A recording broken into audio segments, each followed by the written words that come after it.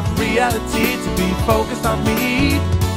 I'm on TV. I am a Vidiot. Welcome back. We're back with Vidiot on Demand. Woo! This is my guest host, Oscar Stävemyr. We are going to talk some comic books. Last week we talked about a Batman comic that I grew up with. Now we got a little something that he'd like to talk about. And since we were on the DC track the last time, I think it's only fair to continue that. But I'm going off in the different spectrum from something darker to a bit lighter. And my pick for a DC story is Superman Birthright. Ah, interesting. Now I haven't read this, so all of this is new information to me. So let's go. All right. So Superman Birthright is the retelling, a modern retelling of Superman's origins, because every few years DC gets this idea in their head that people don't know the origin of Superman. We gotta retell it and modernize it. Even though it's one of the most well-known origins on the planet, I can like ask my grandmother, like, what is Superman's origin? And she will instantly know. So this is like the third or fourth time they retell it in a modern setting. Because Superman was created back in 1938.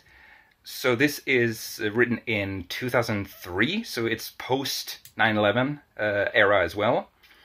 And like it's written by Mark Waid, who has done a lot of work for DC.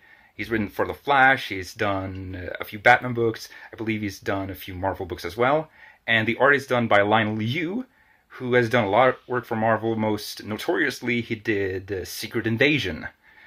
And, well, this story is, to me, this story really, when I read the first time, I was about, 11 or 12 years old. And this was my first, Superman comic. And it really showed me the humanity within Superman.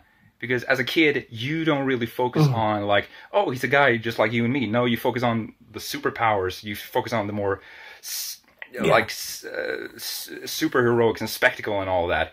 But this was really the thing to ground Superman for me, inform me that he was more than just the superpowers. There was an actual person inside the suit and behind all the powers.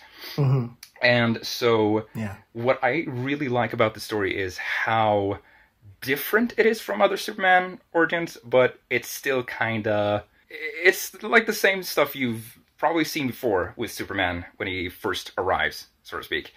But what I love is the beginning of this book. The book really hooks you because, as every good Superman story, it starts off with Krypton exploding, basically. But what is so interesting is how Jor-El and Lara, Superman's birth parents, react to the entire thing. Because Jor-El is running simulations on how will the shuttle travel through space.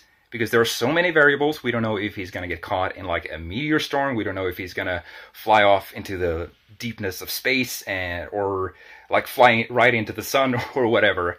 And I kind of like that because often Jor-El is portrayed as this sage, this wise guy who's got everything figured out. But in this, he's very unsure.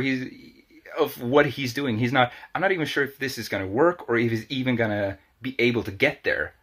All we can do is, give him a chance. But the worst thing is that we will never know if he made it. So it really continues onward with telling, okay, so this is Clark Kent. This is what he did before he became Superman, a little bit. We see that he travels the world. He does some freelance reporting. He befriends a human rights activist in West Africa, I think, who teaches him the value of your heritage is not only where you're from, but it's also what you wear, the symbols of that, and how important symbols are. And Clark really takes that to heart. So when he returns to Kansas, he is very excited because he has finally figured out, I think I know a way of how I can use my powers openly without people being afraid. I really like that because here comes another great moment. This book is a real tearjerker. Let me tell you, there are many times when reading this, I was tearing up because it's so good. Because when Clark returns, he tells his mom and dad that I have found a way where I can have a new identity. I can help people and all that. And Martha is very excited about this she's like, oh, of course, Clark, I'll support you. I'll even help you make the costume, because that's staple of Superman lore, that Martha always helps Clark make his costume. But Jonathan becomes very bitter and cold to Clark, and we don't really know why until an accident happens and Clark has to save his dad. And then they have a moment like, Dad, I like heard you say that I'm not really your son, that we're not really the same, and like, what is going on? Talk to me. And like, Jonathan has an honest human moment with Clark and says, like, when you came back after 7 years, you spent 7 years abroad, you started talking about taking on a new identity and not wanting my name anymore. And so that is when I realized how sad I am of not being your real dad. And Clark is like, well, of course you're my dad. I'm your son. Yeah, but you started talking about all these different things about forging a new identity. And, you know, a father's duty to his son is to pass on the knowledge that he knows. And that will carry on through the generations. And that bond is unbreakable. But you were gone for 7 years. And apparently that relationship has, like, been damaged in some way. And we're not just the same. But, you know, Clark really says, like, Dad, I'm always going to be your son. I'm not going to disappear. I'm not going to become someone else. This identity will help me help others. I will still be Clark. I will always be Clark. I just have to find a way for me to fit in. Because the entire book is about Clark finding his place in the world and where he belongs. It's so interesting. And we get, like, the origin of certain things. Like, okay, so when Clark decides, like, I'm going to wear a costume, I'm not going to wear a mask, then Jonathan and Martha are the ones to help him, like, forge the Clark Kent persona, like the bumbling reporter that we know. So they're like, okay, so you can't wear any, like, tight t-shirts because girls are going to notice your six-pack. And Clark's like, really? And Martha's like, don't get excited. So they're, like, helping him pick out clothes, like, always 3 layers, and a little bit too tight of a jacket, so he's always slouching and all that. And, of course, they come with the glasses, and Clark is like, that's not going to fool anyone. Yeah, but the glasses are actually going to help, like, obscure your facial features a bit. They're going to also reflect the light a little bit different from your very, like, almost alien blue eyes. Make sure that you're not noticeable. Like, you're always in the background.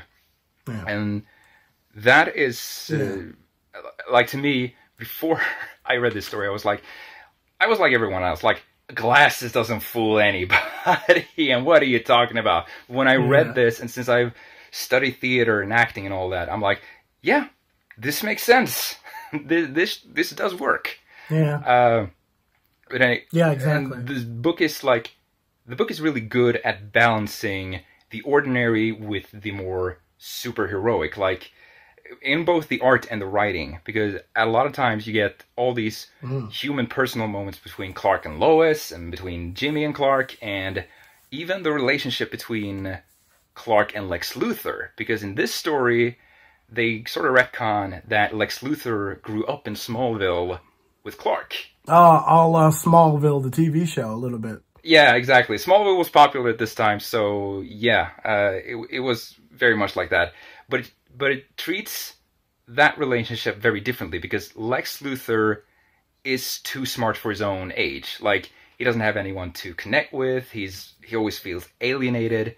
And Clark kind of sees that this guy, he needs a friend. He needs someone to talk to.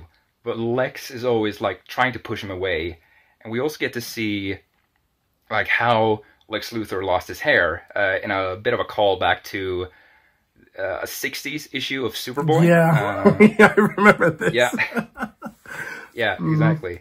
And that's really great because, as I said, it's a new retelling, but it does feel familiar in a lot of ways. And what I love about this book is the hope and humanity and heart behind Superman that it reveals. Because during the story, I'm not going to spoil too much, but during the story, Lex Luthor puts up, like, a kryptonite field around Metropolis. So Superman is depowered, and this is during an invasion, mind you. So it doesn't matter that Clark is depowered and that he's more vulnerable, the dude still throws himself into danger. He does everything he can to save everyone. And the people really rallies behind him. Yeah. And it's so amazing to see. And I cannot recommend Superman Birthright enough, especially if you're curious about this is what comic book Superman feels like. And because it does kind of hit the same beat as Man of Steel, but you do get the idea that, oh, so Zack Snyder and Goyer read this comic book and then were hit in the head real hard.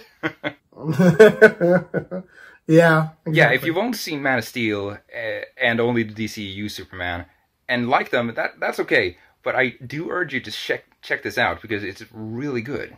Yeah. All right. Well, there you have it. That was Superman Birthright. What do you guys think? Does this make you want to check it out? Please comment below if you have read it.